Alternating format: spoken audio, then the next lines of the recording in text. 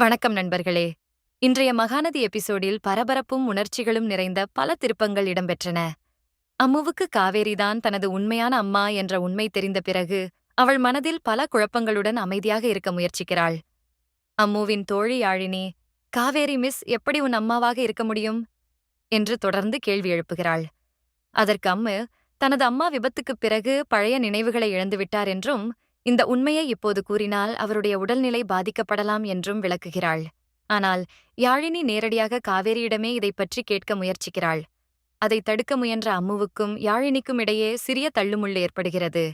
அதில் யாழினி கீழே விழுந்து அழத் தொடங்க காவேரி உடனே ஓடி வந்து இருவரையும் சமாதானப்படுத்துகிறாள். பின்னர் அம்மு இந்த ரகசியத்தை யாரிடமும் சொல்லக்கூடாது என்று யாழினியிடம் வாக்குறுதி வாங்குகிறாள்.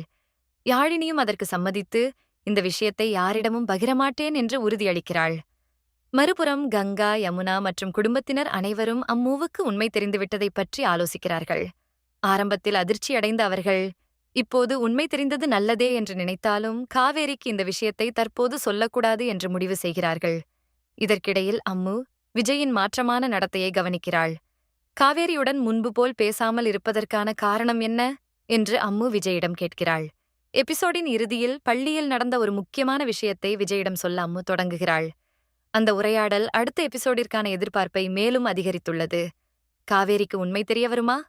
அம்மு தனது மனதில் இருக்கும் ரகசியத்தை விஜயிடம் முழுமையாக பகிர்ந்து கொள்வாளா என்பதை அறிய அடுத்த எபிசோடை தவறாமல் பாருங்கள். நன்றி நண்பர்களே. மீண்டும் ஒரு புதிய சீரியல் அப்டேட்டில் சந்திப்போம்.